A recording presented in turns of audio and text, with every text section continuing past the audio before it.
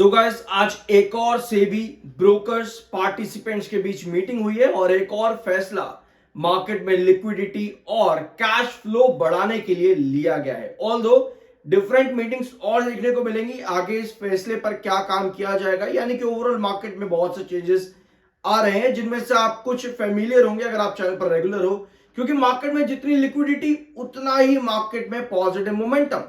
अभी तक आप क्या देख रहे थे पूरा साल 2025 के अंदर की मार्केट बहुत वॉलेटाइल था।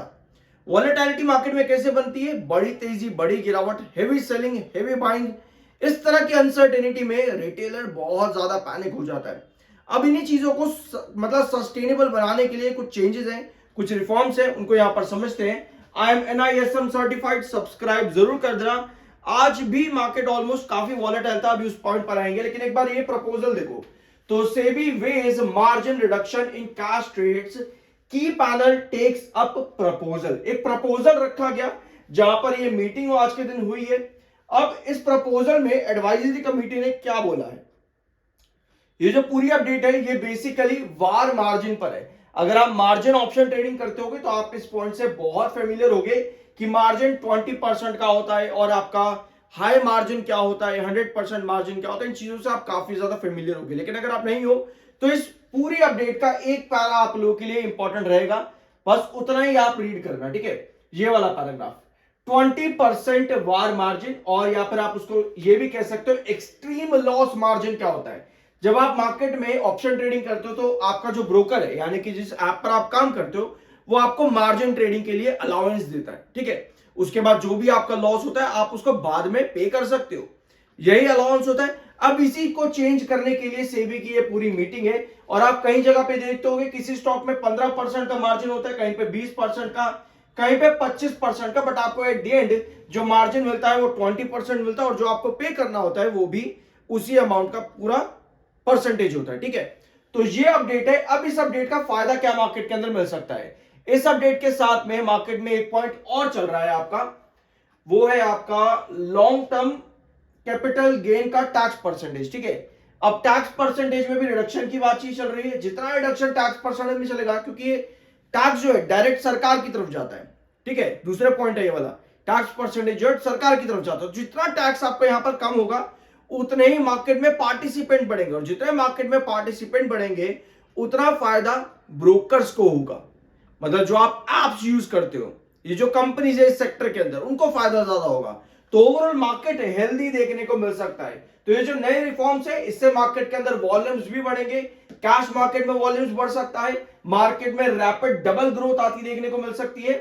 और we are focused on deepening our cash equities market to spur capital formation.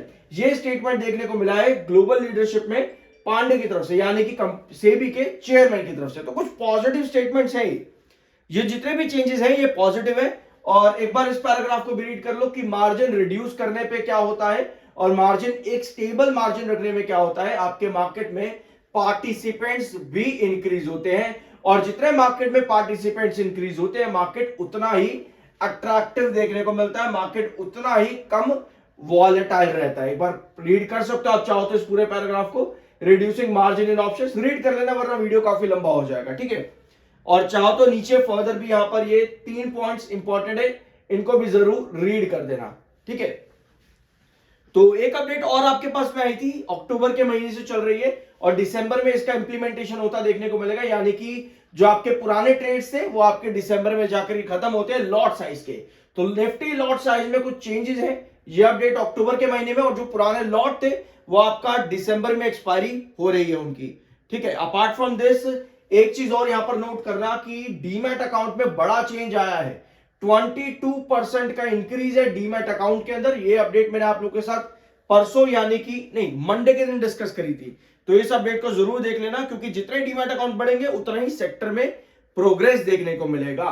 अक्टूबर का डाटा बीएससी लिमिटेड का मैं ऑलरेडी डिस्कस कर चुका हूं, अकाउंट ओपनिंग का जो होता है जरूर देख लेना, वो भी चैनल पर अवेलेबल है। सो आज मार्केट काफी स्ट्रॉन्ग था, ओपनिंग मार्केट की अच्छी थी। अगर आप प्रीवियस क्लोजिंग से देखोगे, प्रीवियस क्लोजिंग के कंपैरिजन में आज के दिन मार्केट काफी अच्छा ओपन हुआ था, और दिन के आखिर में जाते जाते लगभग 110 पॉइंट के आसपास मार्केट की क्लोजिंग आई है, यानी कि दिन के आखिर में जाते जाते मार्केट लगभग फ्लैट क्लोज हुआ है। जो ओपनिंग सेशन में तेजी थी वो आज सस्टेन नहीं हुई है मार्केट के अंदर। एक बार एफआईएस का डाटा जरूर देख लेना, क्या एफआईएस का डाटा आज के दिन आया है।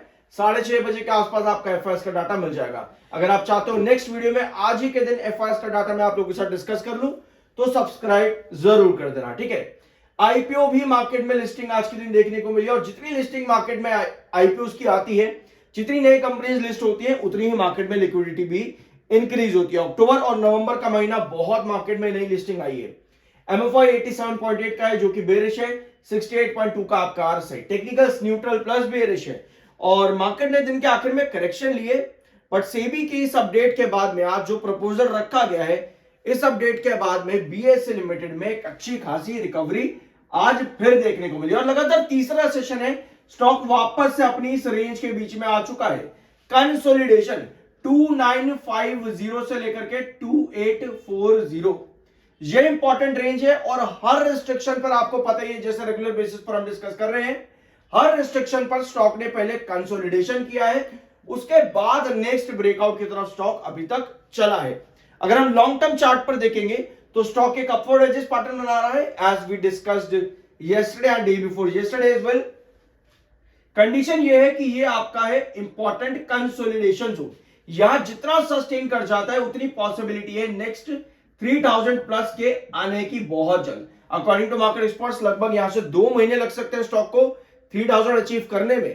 तो रिस्ट्रिक्शन 2950 का यहां पर बना हुआ है और एक अपवर्ड एजेस पैटर्न के अंदर स्टॉक यहां पे है। एक बार पहले भी 2340 की रेंज पे, यहां पर 2520 की रेंज पर आपको पहले भी लगभग 1 महीने का कंसोलिडेशन मिल चुका है।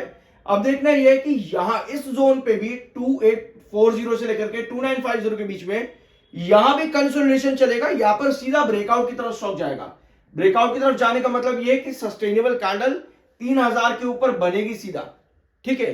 बट अगर कंसोलिडेट भी करता ना तो ये चार्ट बहुत ज्यादा एप्रोप्रिएट है एक लॉन्ग टर्म चार्ट पैटर्न के लिए, क्योंकि ऑलरेडी एक डाउनवर्ड एजेस पैटर्न बनाने के बाद अपवर्ड एजेस पैटर्न बना और फर्दर एक और ब्रेकआउट देने के लिए यूजुअली स्टॉक क्या करता है, कंसोलिडेशन करता है, जिसके लेवल्स 2840 2950 ये दो एप्रोप्रिएट लेवल्स बनते हैं। तो देखते हैं स्टॉक यहां पर कंसोलिडेट करेगा, यहां पर सीधा ब्रेकआउट देगा। ऑल दो अगर हम शॉर्ट पर समझे तो ये दोनों ही लेवल्स काफी ज्यादा इंपॉर्टेंट है बीएसई लिमिटेड के लिए। तो ये है कंडीशन इस समय बीएसई लिमिटेड की। आज के दिन बहुत सारे अलग अलग टॉपिक्स मैंने आपके साथ डिस्कस करे हैं, जरूर चेकआउट कर लेना। बाय सर की कोई रिकमेंडेशन नहीं है, वो आपका अपनी मर्जी और ओपिनियन होना चाहिए। मिलता अगले वीडियो में।